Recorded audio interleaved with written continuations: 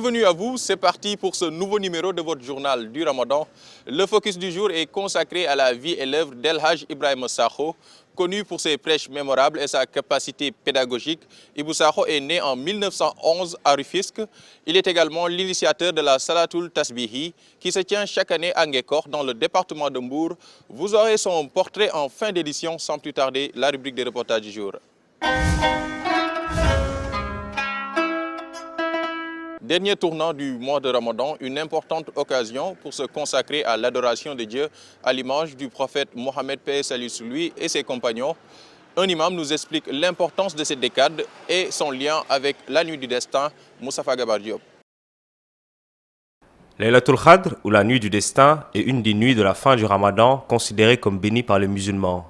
Sa date est indéterminée, mais elle se situe parmi les 10 derniers jours du mois. Selon la tradition sunnite, ce serait durant cette nuit que le Coran a été révélé au prophète Mohammed, paix et salut sur lui, d'où son importance pour tous les croyants. Le musulman qui, pendant le mois de Ramadan, surtout la nuit de Laylatul Qadr, reste éveillé en adorant Allah subhanahu wa ta'ala, parce que tout simplement il croit que Allah subhanahu wa ta'ala va lui donner une récompense, Allah va lui pardonner tous les péchés intérieurs. Donc ça montre son importance. Abu Hurairah dit dans le hadith que le prophète sallallahu alayhi wa sallam, dans les 10 derniers jours du mois de Ramadan, il faisait ce qu'on appelle al-i'tikaf, c'est-à-dire rester totalement à la mosquée, ne pas sortir pour adorer Allah subhanahu wa ta'ala seulement. Et il la faisait chaque année pendant les derniers jours. Ainsi, il n'est pas rare de voir de nombreux fidèles consacrer un maximum de temps à l'adoration de Dieu durant cette période. En appliquant les règles, bien les enseignements du prophète Muhammad sallallahu alayhi wa sallam, aussi les gens pendant ces 10 derniers jours-là s'efforcent. Surtout que Allah n'a pas donné le jour exact de Laylatul Qadr. Dans des hadiths, le prophète dit que c'est le 25e. Dans d'autres, il dit que c'est le 27e. Dans d'autres, il dit que c'est la 21e nuit. Donc, ce qui fait dire aux savants que c'est une nuit qui se déplace d'une année à une autre. Donc, le meilleur pour l'homme, c'est d'essayer de le prendre, de faire toutes les 10 dernières. Le Ramadan est toujours une période d'affluence pour les mosquées, une occasion pour les imams de toucher une plus large audience. Peut-être pendant ces périodes, les cœurs sont plus ouverts. Pendant ces périodes, il y a des gens qui peut-être ne venaient pas de façon régulière à la mosquée, qui n'assistaient pas même les prières de vendredi. Pendant le mois de Ramadan, alhamdoulilah, ils sont venus. Donc c'est le moment pendant lequel on doit parler avec eux sur divers sujets. Sur les sujets purement islamiques, par exemple les éveillés, comme par exemple les jeunes. Par exemple, si je prends l'exemple du Sénégal, nous voyons que les jeunes ils sont un peu oisifs. Certains sont un peu versés dans des choses qui ne sont pas très bien, comme la drogue ou autre chose. Donc c'est le moment de les rappeler à l'ordre pour qu'ils reviennent sur ces bons chemins. Pendant le mois de Ramadan, il est recommandé de multiplier les prières, les bonnes actions et de donner une grande importance à la lecture du Saint-Coran. À quelques jours de la Korité, ce n'est pas encore le grand rush au marché HLM. Les tissus et autres produits attendent toujours les acheteurs. Quant aux commerçants, ils se plaignent de l'installation de marchés parallèles. Cheikh Hassan Afal, reportage. À moins de 10 jours de la Korité, le marché HLM ne grouille pas encore de monde.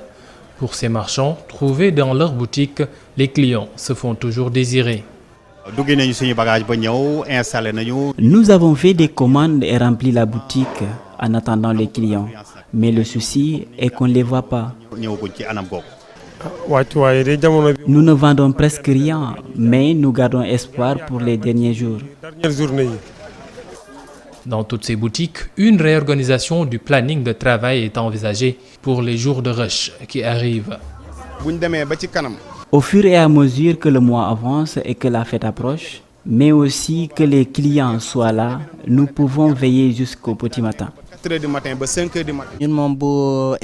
Dans notre boutique, nous passons presque la nuit sur place, surtout quand on sait qu'on est à peu de jours de la Korité. Ces commerçants ne sont pas contents de l'installation d'un marché parallèle. Le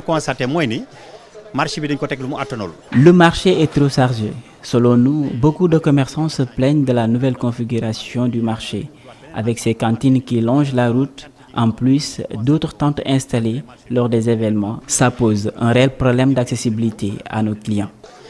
Accessibilité marché vraiment compte toujours sur les clients aussi. Malgré les contraintes économiques et la concurrence accrue sur place, tous ces commerçants gardent espoir de réaliser un bon chiffre d'affaires. Nous avons également fait un tour au marché de Colobane. Sur place, les tenues traditionnelles ravissent la vedette au moderne. Normal, le ramadan est passé par là. Il y a tout de même quelques clients qui préfèrent les tenues modernes, nous dit Isdor Mbikabou. Jeans, chemises, chaussures, en plus d'être importés, ces produits ne font plus courir la clientèle à une semaine de la Korité. Même si la tendance est au port de la tenue traditionnelle, certains oisistes subsistent. À chaque période de Ramadan, c'est à peu près la même chose. Tantôt tu vends, tantôt tu ne vends pas. On espère juste que la situation va changer avant la fête. Les rares personnes que nous voyons demandent des chaussures ou des jeans. Ces vêtements et accessoires peuvent compter sur une clientèle fidèle. Selon Samba, la fête de Korité est aussi une affaire de jeunesse. On a l'habitude, mais il faut noter qu'on a une clientèle fidèle. Ils demandent des jeans, des chaussures Jordan. Ce sont des jeunes et ils aiment faire la fête. Même les filles ne sont pas en reste. Elles demandent des chaussures, des hauts talons, sûrement pour aller en boîte de nuit. Ce sont de fidèles clientes et elles sont habituées à nos produits.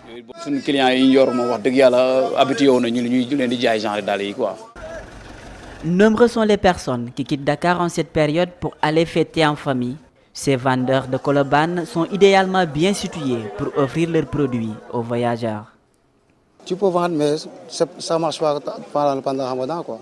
Mais à la fin, à 5 jours ou 6 jours de la fin, bon, comme on prépare la Korité, forcément, il y aura de l'activité, il y aura du mouvement, quoi.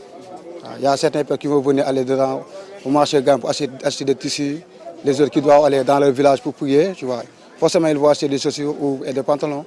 Parce que souvent, au village, c'est la fête. Même si tu portes, comment dirais-je, des grands boubous, les jours tu vas porter des chaussures, pantalons, forcément. Porter une tenue traditionnelle pendant la fête de Korité est une coutume sénégalaise. À quelques jours de la fête, l'affluence notée chez les tailleurs défavorise les vendeurs des prêt-à-porter européens. Je vous l'annonçais à l'entame de cette édition, le focus du jour est consacré à la vie et l'œuvre d'El Hadj Ibrahima Sakho.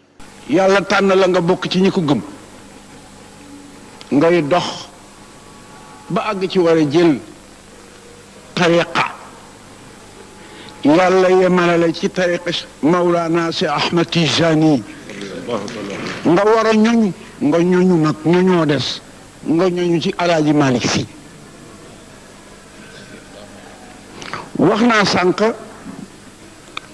Alaaji Moodu mu baax mii ne ko wóor na ma ne Mawlana Hadj Malick bég na tey